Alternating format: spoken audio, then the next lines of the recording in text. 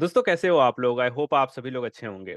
ये हमारा पाई स्पार्क का दूसरा सेशन है जिसमें हम पाई स्पार्क के इंट्रोडक्शन के बारे में पढ़ेंगे। अपेची स्पार्क क्या होता है उसके बारे में पढ़ेंगे। और पाई स्पार्क के कुछ एडवांटेज के बारे में हम देखेंगे कि क्यों पाई स्पार्क को ही यूज किया जाता है। ये हमारी दूसरी क्लास है जिसमें हम बेसिक इंट्रोडक्शन जानने वाले हैं, तो इसमें कोई भी कोडिंग नहीं होने वाली है। तो आप लोग परेशान नहीं होना, थ्योरेटिकल कॉन्सेप्ट है लेकिन जानना बहुत जरूरी है। क्योंकि इंटरव्यूज में मोस्टली पाई स्पार्क या फिर स्पार्क के फंडामेंटल के बारे में क्वेश्चन आपसे सबसे पहले पूछा जाता है। ऐसा नहीं है कि जैसे ही आप इंटरव्यू में जाओगे वो आपसे कोडिंग क्वेश्चन पूछने लगेंगे। तो फंडामेंटल चीजें आनी बहुत जरूरी है। क्लास को बहुत अच्छे से समझना, कोशिश करना कि अगर कोई डाउट है तो जो भी कमेंट्स आप लिखते हो उसको अच्छे से एक्सप्लेन करके लिखना, ताकि मैं कमेंट्स में ही आपके जवाब दे सकूं। तो दोस्तों आज की हम क्लास को स्टार्ट करते हैं और सबसे पहले जान लेते हैं पाई स्पार्क के बारे में। पाई स्पार्क का इंट्रोडक्शन हम जान लेते हैं सबसे पहले। तो देखो पाई स्पार्क क्या है। पाइथन की एक लाइब्रेरी है, या फिर ऐसा कह सकते हो पाई स्पार्क पाइथन का एक मॉड्यूल है जो कि आप पाइथन प्रोग्राम्स लिखते हो इसकी मदद से। वो अपेची स्पार्क के फीचर्स को यूज करते हैं। जो अपेची स्पार्क के कैपेबिलिटीज हैं उनको अगर आपको यूज करना है तो आप पाई स्पार्क मॉड्यूल की मदद से पाइथन के एप्लीकेशंस लिख सकते हो। लेकिन दोस्तों ये चीज समझना बहुत जरूरी है कि आखिर हम किस अपेची स्पार्क के कैपेबिलिटीज की बात कर रहे हैं। आखिर हम पाई स्पार्क से करना क्या चाह रहे हैं। अगर ये चीज आप लोग समझ जाते हो तो आपके लिए बहुत आसानी हो जाएगा किसी भी इंटरव्यू को क्लियर करना, क्योंकि इंटरव्यूज में यही फंडामेंटल चीजें पूछी जाती हैं। जैसे मैं आप लोग को एक एग्जांपल से समझाना चाह रहा हूं। मान लो आपके पास एक डेटा सेट है। उस डेटा सेट में 1 बिलियन रोज हैं। 1 बिलियन यानी बहुत बड़ा डेटा सेट है। और आप इस पूरे डेटा सेट पे एक कंप्यूटेशन करना चाह रहे हो जिसके लिए आपने एक पाइथन प्रोग्राम लिखा है। मैं बोलता हूं कि चलो इसको हम रन करते हैं। रन करने के लिए मान लो आपको एक सर्वर की जरूरत पड़ेगी। सर्वर यानी आपका एक लिनक्स मशीन हो सकता है, विंडोज मशीन हो सकता है, या फिर जो क्लाउड सर्विसेज होती हैं वो भी हो सकती हैं। यानी कि एक मशीन है जिस पे हमको इस प्रोग्राम को रन करना है। मैंने इस प्रोग्राम को इस पे रन कर दिया। ये क्या करेगा? पूरा कंप्यूटेशन करेगा, लास्ट में आपको रिजल्ट देगा। मान लो ये आपका 1 घंटा लिया, 1 आवर लिया। अब क्या करते हैं, एक दूसरा एग्जांपल लेते हैं। मैंने बोला कि मैं आपको एक सर्वर नहीं, मैं आपको 5 सर्वर दे रहा हूं। तो आप ऐसा मान लो 5 सर्वर्स हैं। ये घर है जिसमें 5 सर्वर हैं। और मैंने क्या बोला, ये जो आपका पाइथन प्रोग्राम है इसको क्या करो, ये पूरा डेटा सेट था उसको 5 भाग में डिवाइड करो और सब पे थोड़ा थोड़ा डेटा रख दो। सब पे आपने डेटा रख दिया 5 भाग में डिवाइड करके। अब इस पाइथन प्रोग्राम को पांचों पे रन कर दो।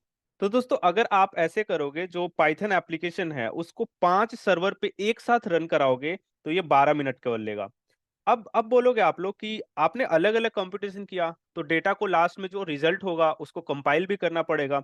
मान लो इसमें कंपाइल करने में 2-4 मिनट लग गया या फिर 10 मिनट लग गया, तो भी देखोगे यहाँ पे आपका टोटल 22 मिनट ही लग रहा है। तो इसको बोलते हैं पैरेलल कंपटीशन। पैरेलल कंपटीशन का क्या मतलब हुआ कि हमारे पास एक कंपटीशन करना था, एक जॉब था जिसको हम एक सर्वर पे ना रन करके डिफरेंट सर्वर्स पे पैरेलली रन किए, और लास्ट में रिजल्ट को कंपाइल करके हम रिजल्ट ले लिए। तो इसको करते हैं हम लोग पैरेलल कंप्यूटेशन या फिर डिस्ट्रीब्यूटेड कंप्यूटिंग।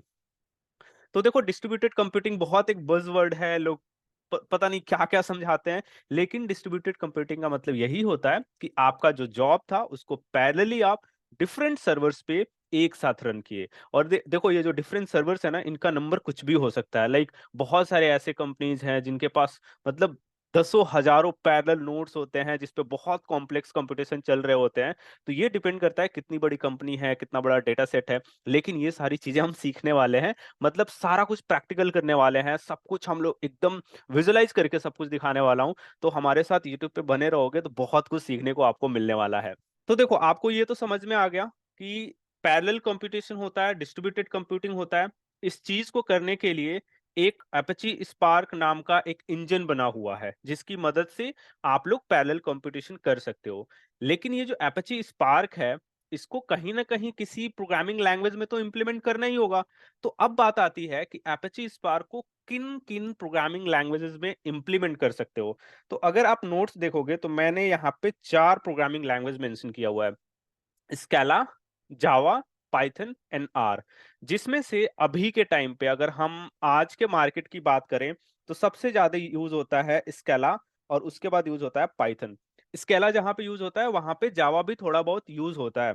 तो आप लोग या तो स्केला से सीख सकते हो या तो पाइथन से सीख सकते हो। देखो मैंने अभी क्लासेस पाइथन से शुरू किए हैं, क्योंकि पाइथन बहुत इजी प्रोग्रामिंग लैंग्वेज है। अगर आपको पाइथन नहीं आता है और आप यूट्यूब पे ये जो ट्यूटोरियल है पाइस्पार्क का फॉलो करना चाहते हो, तो जाओ, 1 से 2 दिन लगेगा। यूट्यूब पे बहुत सारी वीडियोस पड़ी हैं पाइथन की, वहां से उनको सीख लो। और अभी हम स्पार्क पूरा पाइथन से करने वाले हैं, उसके बाद हम स्केला से करेंगे। और केवल हम पाइस्पार्क नहीं पढ़ने वाले हैं दोस्तों, हम बहुत सारी चीजें पढ़ने वाले हैं। हम हडूप भी पढ़ेंगे, एचडीएफएस के बारे में जानेंगे, हाइव एचबीएस के बारे में भी पढ़ेंगे। स्पार्क का टोटल जो डेटा फ्रेम्स होते हैं, आरडीडीज होते हैं, सारा कॉन्सेप्ट हम लोग पढ़ने वाले हैं। एयरफ्लो के बारे में पढ़ेंगे, काफका के बारे में पढ़ेंगे, एडब्ल्यूएस के बारे में पढ़ेंगे। यानी जितनी भी चीजें होती हैं आज तक, जितनी चीजें मैंने डेटा इंजीनियर रहते हुए यूज किया है, जो इंटरव्यूज में जिनसे क्वेश्चन पूछे जाते हैं, सब कुछ हम पढ़ने वाले हैं। तो हमें फॉलो करो, यूट्यूब चैनल को सब्सक्राइब कर लेना। अगर कोई भी डाउट आता है तो कमेंट सेक्शन में तुरंत कमेंट कर दो, मैं उसको वहीं पे रिजॉल्व करने का ट्राई करूंगा। दोस्तों अब हम बात कर लेते हैं ये एपची स्पार्क आखिर चीज क्या है। तो देखो, स्पार्क बोलो या फिर एपची स्पार्क बोलो, दोनों सेम चीज होता है। एक open source unified analytics engine है, जिससे कि आप बहुत मैसिव डेटा सेट पे प्रोसेसिंग कर सकते हो। प्रोसेसिंग कैसे कर रहे थे हम? पैरेलल कंप्यूटेशन की मदद से, डिस्ट्रीब्यूटेड कंप्यूटिंग की मदद से। तो बहुत मैसिव अमाउंट ऑफ डेटा हो, उस पे अगर प्रोसेसिंग करना हो, तो आप स्पार्क की मदद से बहुत ही ज्यादा फास्ट कर सकते हो। और दोस्तों अगर हम बात करें स्पार्क की कैपेबिलिटीज के बारे में, तो ये 100 टाइम्स फास्टर है, जो कि स्टैंडर्ड एप्लीकेशंस थे जिनसे हम डेटा प्री प्रोसेसिंग करते थे। अभी ये फास्टर कैसे हो गया, ये तो मैंने आपको समझा दिया ना। यहाँ पे सर्वर्स अलग अलग हैं जिस पे हम कंप्यूटेशन कर रहे हैं, डिस्ट्रीब्यूटेड कंप्यूटिंग कर रहे हैं। अब सिंपल, आप बहुत पहले लाइक मैथ्स में आप लोग पढ़ते थे कैसे, कि अगर एक आदमी एक बड़े से खेत को 10 दिन में खोदता है, तो 5 आदमी कितने दिन में खोदेंगे? ऑब्वियसली कम दिन में खोदेंगे। कितने दिन में खोदेंगे वो तो अलग बात है, लेकिन कम दिन में खोदेंगे। तो सिंपल है ना, कि अगर आप एक जॉब को एक सर्वर पे रन करते हो और एक जॉब को 10 सर्वर पे पैरेलली रन करते हो, तो ऑब्वियसली दूसरे वाले केस में जल्दी से काम हो जाएगा। तो इसीलिए स्पार्क फास्ट है। लेकिन एक कैच है यहाँ पे। तो यार, स्पार्क से पहले हमारे पास होता था मैप रेड्यूस। तो मैप रेड्यूस के बारे में भी हम पढ़ेंगे, लेकिन मैप रेड्यूस पे इतना हमको फोकस नहीं करना है, क्योंकि मैप रेड्यूस अभी बहुत बहुत रेयरली यूज होता है और इसके बारे में पढ़ने की कोई जरूरत नहीं है। मुझसे किसी भी इंटरव्यू में मैप रेड्यूस से क्वेश्चन नहीं पूछा गया था। अगर किसी कंपनी में मैप रेड्यूस यूज हो रहा है तो वहां पे जरूर से पूछा जाएगा। तो देखो, मैप रेड्यूस क्या होता है? मैप रेड्यूस में भी स्पार्क जैसा ही काम होता है। इसमें क्या होता है, इसमें भी जॉब होता है जिसको डिफरेंट हम सर्वर्स पे रन करते हैं। लेकिन एक कैच है। आप लोग रैम के बारे में जानते हो, कैशे के बारे में जानते हो। क्या होता है कि जब भी, जैसे ये मान लो आपका सर्वर है, यहाँ पे एचडीडी होगा जिसमें सारे आपके कोड्स वगैरह पड़े होते हैं, सारा डाटा फाइल्स वगैरह पड़ा होता है। जब आप रन करते हो एप्लीकेशन को, तो वो रैम में रन होता है। रैंडम एक्सेस मेमोरी होता है रैम के बारे में, आप लोगों ने सुना होगा। कोई भी मशीन होता है उसमें रैम बहुत बड़ा नहीं होता है, रैम बहुत छोटा होता है। क्योंकि रैम बहुत महंगा मिलता है, बहुत कॉस्टली होता है, तो आप बहुत ज्यादा रैम नहीं खरीद सकते। आप लोग हार्ड डिस्क ड्राइव बहुत ज्यादा खरीद सकते हो, आप लोग एसएसडी बहुत ज्यादा खरीद सकते हो, सॉलिड स्टेट ड्राइव, लेकिन रैम बहुत ज्यादा नहीं खरीद सकते हो, क्योंकि रैम बहुत महंगा मिलता है। तो जब भी आप कोई पाइथन एप्लीकेशन को रन करते हो, तो वो जाके रैम में रन होता है। अभी देखो, मैप रिड्यूस में क्या होता था, कि जैसे मान लो मैंने कोई पाइथन एप्लीकेशन रन किया, वो कोई भी कंप्यूटेशन कर रहा हो सकता है, कोई भी जॉब हो सकता है। तो यहाँ पे मान लो वो जो जॉब था, वो 3 पार्ट में था, 1, 2, 3। अभी देखो, ये सारी चीजें आपको आगे जाके और अच्छे से समझ में आएंगी। अभी मैं बहुत बेसिक बता रहा हूँ, जिससे कि आप लोग मैप रिड्यूस और स्पार्क को डिस्टिंग्विश कर सको। तो देखो, यहाँ पे क्या होता था, जैसे मैप रिड्यूस का जॉब क्या करेगा, पहला पार्ट रन हुआ, वहां से कुछ आउटपुट मिला, वो क्या करेगा, इसको फिर डिस्क पे लिख देगा, फिर यहां से दोबारा से रीड करेगा, फिर यहाँ पे दूसरा वाला जॉब चलेगा, फिर इसको भी डिस्क पे राइट करेगा, फिर यहाँ से दोबारा रीड करेगा, फिर यहाँ पे तीसरा जॉब चलेगा, फिर इसको राइट करेगा, और यहाँ पे आपको आउटपुट मिलेगा। तो इसमें क्या हुआ, कि आप देख रहे हो यहाँ पे 2-3 बार रीड एंड राइट कर रहे हो। तो ये चीज आप लोग जरूर से समझ लेना और दिमाग में रख लेना। जो डिस्क से रीड एंड राइट होता है वो बहुत टाइम कंज्यूमिंग होता है, उसमें एक्स्ट्रा टाइम जा रहा है। यहाँ पे देख रहे हो, आउटपुट आया, इसको राइट किया, फिर रीड किया, फिर राइट किया, फिर रीड किया, फिर राइट कर रहा है। लेकिन अभी ना, स्पार्क के केस में ये बहुत मजे की बात है, ये समझना आप लोग। ये कोई आपका मशीन था, मैं अभी सिंगल नोड लेके चल रहा हूँ, मतलब बहुत ज्यादा नोड नहीं है, एक ही सर्वर है। यहां से मैंने पाइथन जो एप्लीकेशन था उसको सबमिट किया, अभी क्या होगा, इसमें भी एक तीन, तीन पार्ट है, लाइक एक बड़े से जॉब में इसको हम सब जॉब्स बना दिए हैं, उसमें तीन जॉब है। अभी क्या होगा, जब रैम में पाइथन जॉब जाएगा, जॉब सबमिट जाएगा, तो यहाँ पे पहला पार्ट चला। अभी क्या होता है ना कि स्पार्क यहाँ पे डिस्क में राइट नहीं करता है, ये रैम में ही राइट कर देता है। कैशे जो होती है ना, कैशे मेमोरी, उसमें ही राइट कर देता है। अभी क्या करेगा, इसको डिस्क से रीड करने की जरूरत नहीं है, अभी रैम से ही रीड कर रहा है। तो जो RAM to RAM read and write होता है बहुत फास्ट होता है, और RAM to disk read and write बहुत स्लो होता है। अभी सिंपल समझो ना कि आप अपने ही घर में कुछ रख रहे हो और उसको उठा रहे हो, ये बहुत आसान है। अभी दूसरे के घर में जाओ, फिर रखो, फिर उठाओ, ऑब्वियसली टाइम ज्यादा लगेगा। तो इस वजह से यहाँ से फिर इसने रीड राइट किया, फिर यहाँ पे राइट किया, फिर यहाँ पे रीड किया, और यहाँ पे आउटपुट दे दिया।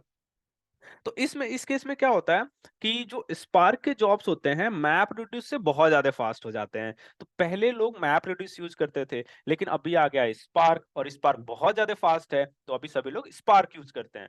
तो इसलिए मैं आप लोगों से कहता हूँ, आप लोग मैप रिड्यूस नहीं पढ़ो, पढ़ लो, थोड़ा बहुत कॉन्सेप्ट जानना जरूरी है, बट जॉब्स के रिस्पेक्ट में आप लोग स्पार्क पढ़ो, मैप रिड्यूस मत पढ़ो।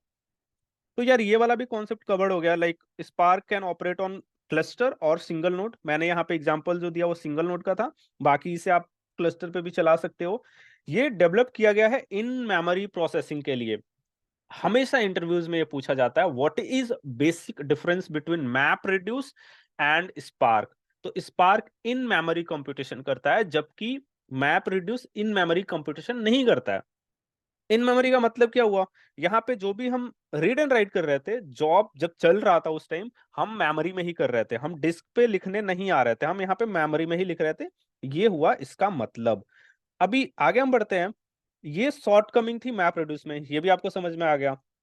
अभी आगे क्या देखते हैं, by employing in memory cache और expedite machine learning algorithm that execute a function on the same data set repeatedly, Spark reuses data. वही बात हुआ, आप मेमोरी में ही लिख रहे हो, वहां से ही रीड करके फिर कंप्यूटेशन कर रहे हो।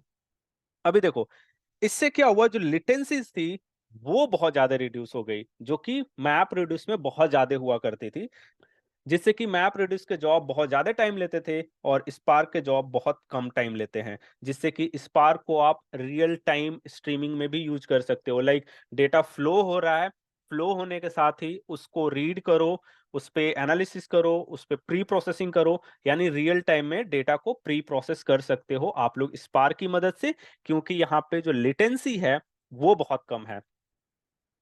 आपको मैंने बता ही दिया कौन कौन से प्रोग्रामिंग लैंग्वेज आप लोग यूज कर सकते हो और कौन कौन से प्रोग्रामिंग लैंग्वेज हम लोग यूज करने वाले हैं इस क्लास में पाइस्पार्क के। तो पाइस्पार्क में ऑब्वियसली पाइस्पार्क है, तो हम लोग पाइथन ही यूज करने वाले हैं, बाकी हम स्केला से भी पढ़ेंगे, तो जो लोग स्केला से पढ़ना चाहते हैं वो भी बने रहें। अभी देखो एक बहुत इंपॉर्टेंट टॉपिक है, पाइस्पार्क फॉर डेटा इंजीनियर्स। तो देखो, अगर हम डेटा इंजीनियर्स की बात करें, अगर हम बिग डेटा टेक्नोलॉजीज की बात करें, बिग डेटा जॉब्स की बात करें, तो स्पार्क बहुत जरूरी है। अगर आप डेटा इंजीनियर बनना चाह रहे हो और ऐसा सोच रहे हो आप लोग कि बिना स्पार्क पढ़े मुझे डेटा इंजीनियर वाली जॉब मिल जाएगी, तो शायद गलत हो और बहुत मुश्किल है। तो आपको स्पार्क पढ़ना ही पड़ेगा, कैसे भी पढ़ो, कैसे भी पढ़ो, पढ़ना पड़ेगा। आप लोग मुझे फॉलो करो, मैं सब कुछ आप लोगों को पढ़ा दूंगा, अच्छे से पढ़ा दूंगा और बिल्कुल फ्री में पढ़ा दूंगा। और स्पार्क के साथ साथ जो मैंने अभी क्लास शुरू होते टाइम भी बताया, बहुत सारे अदर टेक्नोलॉजीज हैं, उनको भी पढ़ना है और उनको भी मैं पढ़ाऊंगा। अभी देखो कुछ एडवांटेज के बारे में हम जान लेते हैं, और यही हमारा लास्ट है आज की क्लास में। ये जो कॉन्सेप्ट्स हैं, ये इंटरव्यूज में तो वैसे नहीं पूछे जाते हैं, लेकिन हाँ बहुत बेसिक्स हैं, तो ये आपसे पूछ लिया जाएगा। और अगर आप इसको नहीं बताते हो तो बहुत एक ऐसा बहुत गलत इंप्रेशन पड़ता है कि आपको पाई स्पार्क या फिर स्पार्क का बेसिक एडवांटेज या फिर उसका इंट्रोडक्शन के बारे में भी नहीं पता है, तो इसको भी ध्यान से समझना। देखो यहाँ पे आपको पाई स्पार्क में पाइथन की एपीआई मिलती है, एपीआई बोले तो, जिससे कि आप लोग पाई स्पार्क की मदद से जो पाइथन का एप्लीकेशन है उसमें जो भी कोड लिखते हो वो स्पार्क के कैपेबिलिटीज को यूज कर पाता है। सिंपल ये लिखा गया, PySpark gives Python programmer access to distributed computing, जो कि स्पार्क का ही एक कैपेबिलिटी है, using Python API for communicating with Spark. तो दोस्तों कहने का मतलब यह है, पाइथन एपीआई यहाँ पे आपको मिलती है जिसकी मदद से आप लोग स्पार्क की कैपेबिलिटीज को यूज कर सकते हो। अब हम देखते हैं डिस्ट्रीब्यूटेड कंप्यूटिंग। तो डिस्ट्रीब्यूटेड कंप्यूटिंग के बारे में भी हमने जान लिया कि जो भी आप एप्लीकेशन लिखते हो, आप उससे डिफरेंट नोड्स पे, जो क्लस्टर है उसके डिफरेंट नोड्स पे रन कर सकते हो। वो सिंगल नोड क्लस्टर भी हो सकता है, मल्टी नोड क्लस्टर भी हो सकता है। जो यहाँ पे नेक्स्ट एडवांटेज है वो है फॉल्ट टॉलरेंस। अभी देखो, मैं आपको यहाँ पे थ्योरेटिकल समझा दे रहा हूँ, लेकिन जब हम प्रैक्टिकल करेंगे तो इन चीजों को और अच्छे से समझेंगे। फॉल्ट टॉलरेंस क्या होता है, लेजी इवेल्युएशन क्या होता है, मशीन लर्निंग में कैसे पाइस्पार्क को यूज करना है, स्ट्रीमिंग प्रोसेसिंग क्या होता है, एसक्यूएल सपोर्ट क्या है, एसक्यूएल कैसे यूज करना है। तो यहाँ पे फॉल्ट टॉलरेंस का मतलब ये होता है कि कोई भी जॉब चल रहा था, बीच में फेल हो गया, तो जो पाइस्पार्क है या फिर जो स्पार्क है, वो खुद को रीजनरेट कर लेता है। लाइक फॉल्ट टॉलरेंस उसमें होती है, जो भी कुछ फेल होता है उसको रिकवर कर लेता है। तो ये बहुत अच्छी चीज है इसमें। अभी नेक्स्ट हम जान लेते हैं लेजी इवैल्यूएशन क्या होता है। तो देखो, जो पाइस्पार्क के एप्लीकेशन होते हैं वो लेजी इवैल्यूएशन जो कॉन्सेप्ट है उसको फॉलो करते हैं। उसमें क्या होता है, जो भी डेटा ट्रांसफॉर्मेशन होता है या फिर जो भी प्रोग्राम आप लिखते हो, उसमें शुरू में केवल डैग बनता है, डायरेक्टेड एसाइक्लिक ग्राफ बनता है। उसमें चीजें नोट होती रहती हैं। और कंप्यूटेशन जो एक्चुअल है वो तभी होता है जब एक्शन ट्रिगर्ड होता है। अभी इसको आप ऐसे बस थ्योरेटिकल समझ लो, लेकिन जब हम कोड लिखेंगे उसमें मैं आपको समझाऊंगा कि कहाँ पे एक्शन ट्रिगर हो रहा है और कहाँ पे सारी चीजें कंप्यूट होना शुरू हो रही हैं। तो लेजी इवैल्यूएशन से रिलेटेड क्वेश्चंस पूछे जाते हैं इंटरव्यूज में। तो ये जो कॉन्सेप्ट मैंने बताया आपको कि पहले डैग बनता है और जब कोई एक्शन कॉल होता है तभी जाके एक्चुअल कंप्यूटेशन होता है। इसके बारे में और अच्छे से आप लोग कब समझोगे, जब हम कोडिंग करेंगे पाइस्पार्क का। तो अभी मशीन लर्निंग में भी पाइस्पार्क का बहुत ज्यादा यूज होता है। एमएल करके एक लाइब्रेरी है जिसको मशीन लर्निंग इंजीनियर्स यूज करते हैं। तो इसके बारे में तो हम नहीं पढ़ने वाले हैं क्योंकि ये मशीन लर्निंग इंजीनियर्स पढ़ते हैं और इसको हम लोग यूज भी नहीं करते हैं। बट हाँ, पाइस्पार्क मशीन लर्निंग इंजीनियरिंग में भी यूज होता है। Streaming processing. स्ट्रीमिंग प्रोसेसिंग क्या होता है कि रियल टाइम में डेटा फ्लो हो रहा था और उसको रियल टाइम में आपने प्रोसेस कर दिया। जैसे एक एग्जांपल की मदद से अब इसको समझते हैं। जैसे मान लो आप फ्लिपकार्ट पे जाते हो, अमेज़न पे जाते हो या फिर नेटफ्लिक्स बहुत अच्छा एग्जांपल है। उस पे आपने एक सर्च किया मूवी, हम दिल दे चुके सनम, बहुत अच्छी मूवी है, पुरानी मूवी है। अभी क्या होगा ना, आप एक मूवी सर्च किए, उसको प्ले किए, अभी क्या होगा ना कि नेटफ्लिक्स आपको रिकमेंड करने लगेगा कि भाई ये मूवी देखो, आप ये मूवी देखो। वो आपके इंटरेस्ट पे, हम दिल दे चुके सनम वैसी ही मूवीज रिकमेंड करेगा जो ऐसी मिलती जुलती हों। तो ये क्या हो रहा है रियल टाइम में, जैसे ही आप सर्च कर रहे हो नेटफ्लिक्स को ये पता लग रहा है कि आप ऐसी चीजें सर्च कर रहे हो और रियल टाइम में डेटा प्री प्रोसेस हो रहा है और आपको रिकमेंड किया जा रहा है। ये होते हैं रिकमेंडेशन इंजन्स। ऐसी ही चीजें होती हैं फ्लिपकार्ट पे भी, अमेजन पे भी। आप लैपटॉप सर्च करते हो, लैपटॉप का कवर आपको रिकमेंड करने लगते हैं। दुनिया तो मतलब बहुत सारे एग्जाम्पल्स हैं। तो ये होता है स्ट्रीमिंग प्रोसेसिंग। SQL support. अभी देखो, एसक्यूएल के बारे में आपने पढ़ा होगा, डेटाबेसेस के बारे में पढ़ा होगा। तो पाइस्पार्क में भी जैसे एसक्यूएल में आप क्वेरीज करते हो, डेटा जो पूरा आपका टेबल होता है, डेटाबेस होता है, उससे क्वेरी करके डेटा लेकर आते हो। सेम ऐसे ही मान लो आपके पास एक डेटा फ्रेम है या फिर एक सिंपल डेटा फ्रेम के बारे में आपको नहीं पता होगा। मान लो एक टेबल है यहाँ पे और आप क्या चाहते हो, इससे क्वेरी करना चाहते हो, जैसे सीएसवी फाइल या फिर एक्सेल फाइल है, उससे क्वेरी करना चाहते हो, तो आप लोग एसक्यूएल की सपोर्ट से पाइस्पार्क की मदद से क्वेरी कर सकते हो। तो यार ये सारे कॉन्सेप्ट्स बहुत इंपॉर्टेंट है और इनके बारे में सीखना मतलब बहुत जरूरी है। तो ये सारे कॉन्सेप्ट बहुत जरूरी हैं आप लोग के लिए। और मैं तो यही बोलूंगा, आप लोग मुझे फॉलो करते रहो, सारी चीजें मैं बिल्कुल बहुत आसानी से और एक एक करके समझाने वाला हूँ, पढ़ाने वाला हूँ। आप लोग को कोई प्रॉब्लम नहीं होगी। अभी हम थ्योरेटिकल क्यों पढ़ रहे हैं, क्योंकि हर चीज शुरू में थ्योरेटिकल ही स्टार्ट होता है। अभी मैं कोडिंग कराना स्टार्ट कर दूं तो आप लोग भाग जाओगे यहाँ से, सीखना पसंद नहीं करोगे, क्योंकि यार ऑब्वियसली आपको पहले डिस्ट्रीब्यूटेड कंप्यूटिंग के बारे में पता होना चाहिए। डिस्ट्रीब्यूटेड कंप्यूटिंग है क्या, क्या हो रहा है, सर्वर्स क्या है, मल्टी नोड क्लस्टर क्या है, सिंगल नोड क्लस्टर क्या है। उसके बाद ही जब आप कोड लिखोगे, जब उसको रन कराओगे, तब आपको समझ में आएगा कि ये इस नोड पे रन हो रहा है, ये मास्टर नोड है, ये ड्राइवर नोड है, ये एग्जीक्यूटर है। दुनिया भर की चीजें हैं, लेकिन सब कुछ मैं आपको पढ़ाने वाला हूँ। इस चैनल को सब्सक्राइब कर लेना। जो दोस्त आपके डेटा इंजीनियरिंग के कॉन्सेप्ट सीखना चाह रहे हैं, उनको बता देना कि यहाँ पे डेटा इंजीनियरिंग की क्लासेस स्टार्ट हो गई हैं। और मैं कोशिश करूंगा कि डेली आप लोग को एक ना एक क्लास लेकर आऊं, जिससे कि हम सारी चीजें टाइम टू टाइम कवर कर सकें। तो दोस्तों, बस आज की क्लास में इतना ही। नेक्स्ट क्लास में हम इसका जो अगला कॉन्सेप्ट है उसके बारे में पढ़ेंगे। आई होप आपको समझ में आया होगा।